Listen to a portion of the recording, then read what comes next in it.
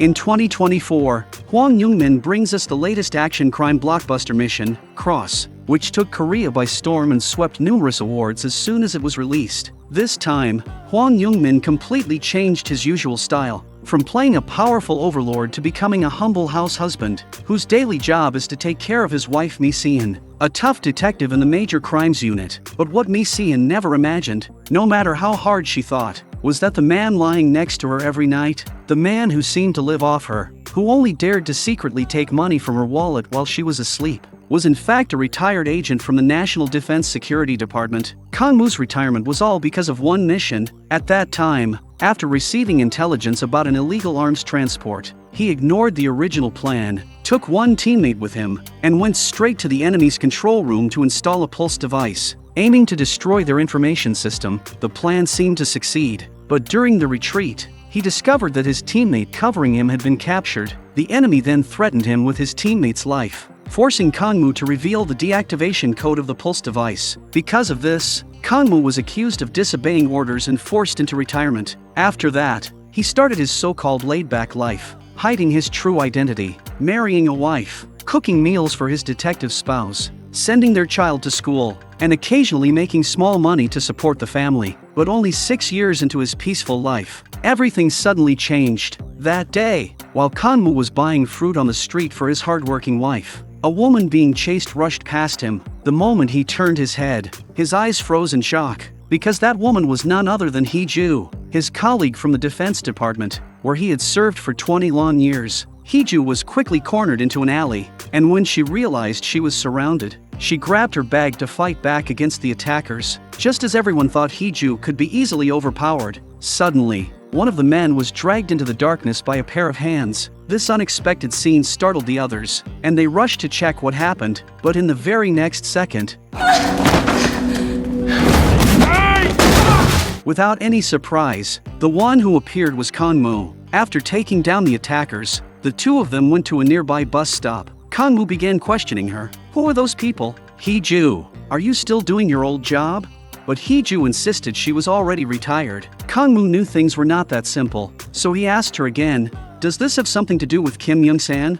Hee-ju, unwilling to drag Kang-moo back into danger, turned to leave. Yet the more she avoided, the more suspicious Kang-moo became. Finally, after his persistence, Hee-ju revealed the truth. Kim Young-san has disappeared. Right after saying this, Hee-ju regretted it. She did not want to disturb Kang-moo's quiet life, so she quickly hailed a taxi and left. But what Kang-moo did not know was that from the moment he met Hee-ju, every move he made was seen by two subordinates of his detective wife Dong-soo and Hee-ji. Their first thought was, Kang-moo is cheating on Captain Mi-seon. Excited by this explosive news, the two rushed back to the station to tell their captain Sang-woon, and even performed a live reenactment, imitating Kang-moo's conversation word for word, while adding their own imaginations, making the so-called affair seem vivid and real. 우리 사람 forever! Completely unaware, Dong-soo and Hee-ji did not realize that every word of their performance was being overheard by Mi-seon outside. Inside, the two were still swearing firmly to Sang-woon.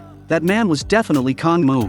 진짜요? Realizing what they had done, they tried to flee, but Mi-seon called them back. Frightened, they quickly changed their story. It was dark. Maybe we saw it wrong, but in Mi-seon's eyes, she was 100% sure Kang-moo would never cheat, because with his timid nature, even if he had 100 chances, he would never dare. When she returned home, she found everything just as usual. Kang-moo's wallet still had only a few pitiful bills. So, with kindness, she put a stack of cash into his wallet. But as soon as Mi-seon fell asleep, Kang-moo went downstairs, took out his gear, and revealed the passports from different countries that he had long hidden away. Looking at the old photo of the four-man team, his memories came flooding back, and the last mission still remained crystal clear in his mind. The next day, Kang-moo brought gifts to visit Hee-ju, clearly still worried about their missing comrade Kim Young-san, but he had no idea that Dong-soo and Hee-ji were secretly following him, recording every movement with their phones. Meanwhile, Mi-seon was also investigating a case. A woman named Baek Seon-yu had been shot and fallen from the 5th floor, but luckily survived thanks to a bulletproof vest. Their investigation revealed that many employees from the company connected to her had died in accidents for an entire month, and the company's registered owner was none other than Kim Young-san.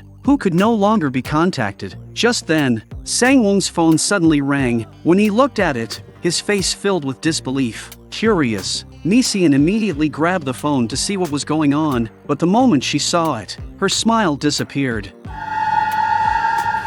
At this moment, Kang-moo was already with Hee-ju at her home. After entering, Hee-ju explained to Kang-moo, "The place I used to live has been exposed, so I am staying here for now. This was once a safe house used by Kim Young-san." She pulled a switch on the power box, and suddenly a hidden entrance opened on the floor, leading them directly down into the safe house below. Hee-ju then picked up a file and explained to Kang-moo why Kim Young-san had been captured. Kim Young-san wanted to become a whistleblower, and the target he wanted to report was the Ministry of Defense, accusing them of embezzling defense funds. After seeing the file, Kang-moo told her not to worry, he would help her search for clues about Kim Young-san. At that moment, Hee-ju suddenly remembered something, and quickly took out an envelope from a drawer, saying, "Someone put this in my mailbox." Kang-moo immediately opened the envelope, only to find a pen inside. As someone who had worked as an agent for 20 years, Kang-moo instantly sensed something unusual, so he snapped the pen in two, and from the liquid-filled compartment he pulled out a bouquet, then carefully unwrapped the paper hidden inside, which turned out to be a communication protocol. They entered the code into a browser, and sure enough, a contact window popped up. Hee-ju asked the person, "Do you know Kim Young-san?" And the reply quickly came, "Do you need a meeting?" Both of them hesitated, but after Kang-moo's careful analysis, he said, "They clearly know your location, but they have not harmed you, so they should not be dangerous." So Kang-moo continued the conversation, and the person directly gave them a meeting address. Meanwhile, Mi-seon had returned home and started her own investigation, hoping to find evidence of Kang-moo's supposed affair. But after searching through drawers and boxes, she found nothing unusual. Her only discovery was some secret savings hidden inside one of Kang-moo's books. Finding nothing suspicious, Mi-seon sat by the door, waiting for Kang-moo to return, wanting to hear what kind of explanation he would give. But to her surprise, the first thing Kang-moo said after coming back was, "I want to borrow your car." The reason he gave was also very vague. 몸도 마음도 싱숭생숭한 게 낚시나 가서 바람 좀 쐴까 하고.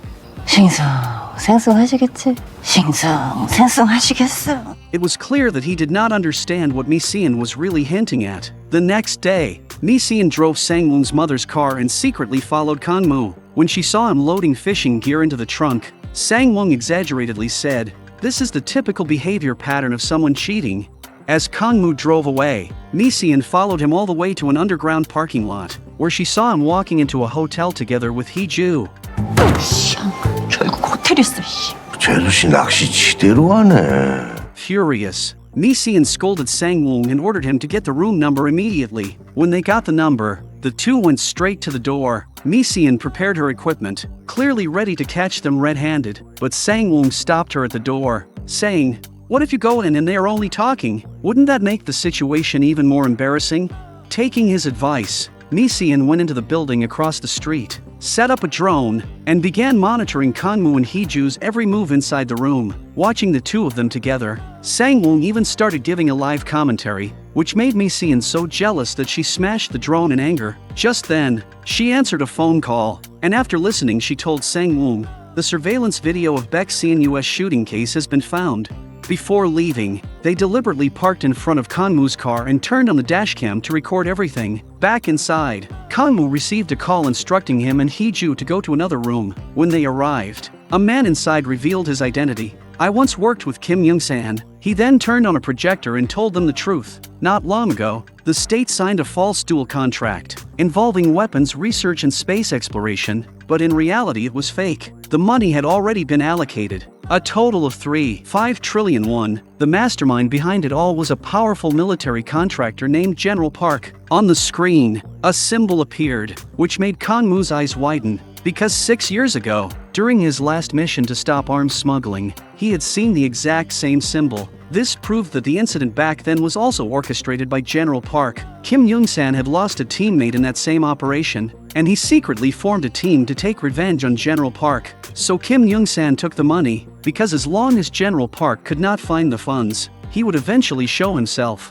and that would be the chance to catch him. But things did not go as planned, and Kim Young-san ended up being captured by General Park. The man then told Kang-moo and Hee-ju the location where Kim Young-san was being held. After returning to the safe house, they quickly checked and discovered that Kim Young-san was imprisoned inside a psychiatric hospital, which was heavily guarded by armed men. They immediately began planning a rescue. Meanwhile, Mi-seon had finished handling her own work, and from the dashcam footage she obtained a clear image of Hee-ju's face. She also lifted Hee-ju's fingerprints from the car's hood and sent them back to the station for comparison, while she herself brought a cloning device, clearly determined to continue her mission to catch the mistress. That night, while Kang-moo slept, Mi-seon secretly took his phone, used tape to lift his eyelid to unlock it, cloned all the contents into the device, and set up monitoring. The next day, Kang-moo noticed nothing unusual and went with Hee-ju to survey the psychiatric hospital. What he saw shocked him. The guards were carrying rifles, far exceeding the security described in the intel they had been given. At the same time, Mi-seon visited the recovering Baek Seon-yu, and for the first time, she heard the name General Park, as well as the story of the massive 3.5 trillion won corruption case. This revelation left Mi-seon overwhelmed. As soon as she stepped out, Sang-woon told her, "The investigation department has found the last location where Kim Young-san was seen before he disappeared." Without hesitation, Mi-seon rushed to check the evidence. Meanwhile, Kang-moo and Hee-ju prepared their infiltration tools, a large sewer cleaning truck and an official clearance document. After preparing everything, they set out for the hospital, with Hee-ju assisting from outside using the building's blueprints to guide Kang-moo toward the interrogation room. Kang-moo passed through layer after layer of checkpoints and entered the facility. From the outside, Hee-ju hacked into the power system and shut down the hospital's electricity. Kang-moo then staged a deception. He posed as a patient, let 2 guards escort him into a ward, and took the chance to take them down, disguising himself as one of the guards. Following Hee-ju's instructions, he crawled through the ventilation ducts to the interrogation room. Using a tiny camera, he confirmed the situation. Kim Young-san was strapped to a chair, undergoing electric shocks from a supervising doctor. As they tried to force him to reveal the location of the 3.5 trillion won, with the information clear, Kang-moo dropped down from the vent, knocked the doctor unconscious from behind, and quickly disguised Kim Young-san as a patient to move him out. Hee-ju had already prepared an ambulance for their escape. Their teamwork was seamless, and together they successfully rescued Kim Young-san. Meanwhile, Mi-seon arrived at the investigation department and reviewed surveillance footage near Kim Young-san's home on the day of his disappearance, obtaining the first direct evidence of his abduction. But to her shock, in the footage of Kim Young-san being taken, another woman appeared. But when the technicians enlarged and restored the footage, the scene almost left Mi-seon utterly shocked, because that woman was Hee-ju. It was clear now that the real General Park was none other than Hee-ju herself. At that moment, Hee-ju stepped out of the car, and the entire base followed her command. When she reached the central hall, she began a video conference with several high-ranking officials, and even the commander who once was her superior had now become her prisoner. 저기 계시네요. 시끄러워. 망이야. After silencing the noise, Hee-ju started the meeting, and the people on the screen shared the same concern as she did the location of the account files holding the 3.5 trillion won. Hearing this, Hee-ju laid out her plan. This was a ruse. I tried using force on Kim Young-san, but he was too stubborn. No matter how I pressed, he would never give up the account. So I designed a plan to lure Kang-moo back into action, let him go through a series of steps, and make him rescue Kim Young-san. That way, at the brink of death, Kim Young-san would no longer hold the secret inside, but give it to the one he trusted the most. Sure enough, as Hee-ju explained in front of the screen, the surveillance showed Kim Young-san finally breaking down and revealing the account details to Kang-moo. Seeing this, Hee-ju knew her plan had succeeded. The account files had never disappeared. They had been hidden inside the safe house all along. She immediately sent her men to retrieve the files and ordered the hospital staff. When Kang-moo returns home, finish Kim Young-san, but just as Kim Young-san was about to be secretly injected, he noticed the voice of the person speaking was the same as the one he had heard in the interrogation room. This raised his alarm, and with his last strength, he strangled the doctor unconscious, then quickly called Kang-moo. 과장님, 절 찾은 목적이 뭡니까? 목적? 무슨 소리야? 난 너랑 희주 때문에 여기까지 오게 된 거야. 희줄 아니야. 네 와이프 장희주. 장유주는 과장님 전역하고 바로 사라졌는데. But Kang-moo himself could not escape Hee-ju's trap. At the same time, Hee-ju's subordinate Jong-rok also arrived at Kim Young-san's home and found the files. What he did not expect was that Kang-moo's wife Mi-seon also arrived at the same place to look for clues. Seizing the chance, Mi-seon tried to stun him, but Jong-rok's strength was overwhelming, and he threw Mi-seon to the ground. In the struggle, the files slipped from his hands, and Mi-seon quickly grabbed them.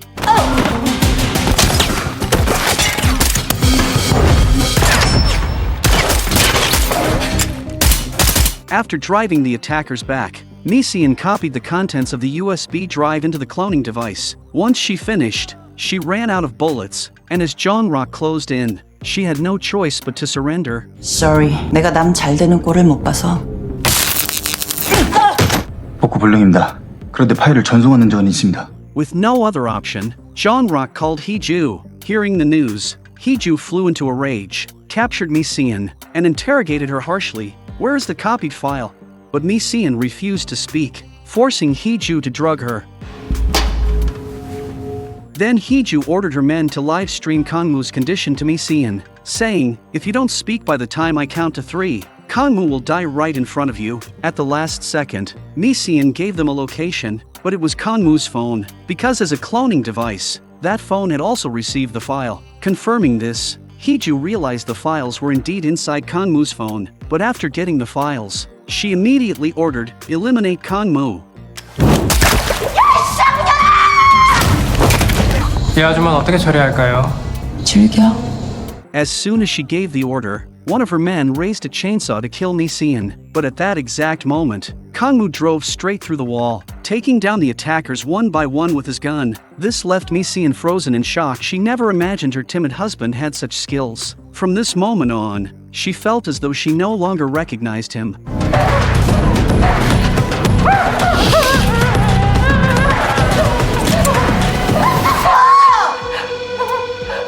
The chaos quickly alerted Hee-ju, who sent her forces to chase them down. After a desperate struggle to survive, the couple finally escaped. When they stopped, Mi-seon immediately confronted Kang-moo.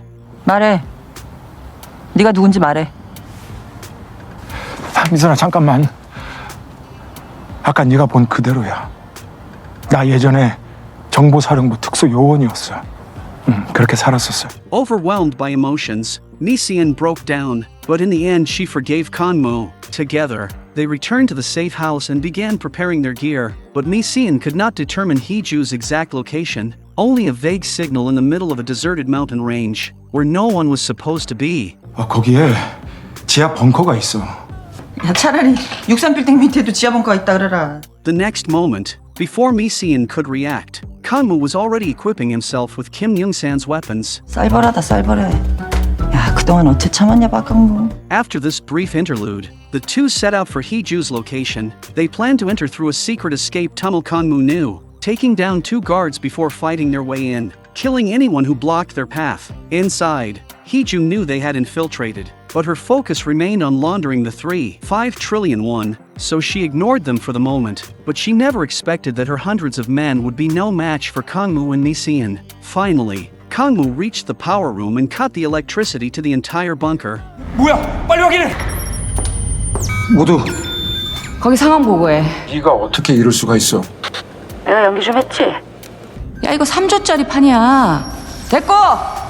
너 지금 어디야? Before Hee-ju could finish her words, the couple charged forward. Unstoppable, with seamless teamwork, they cut through every obstacle on their way. When Hee-ju emerged, she was confronted with a hall full of fallen bodies. Shocked at their ferocity, the next second, a smoke grenade went off, and her bodyguards were gunned down. 2 security officers rushed out to protect her, escorting her to a car. 아유, 박강모 그 새끼 그 씨. 내가 그때 죽여버렸어야 돼, 그 새끼.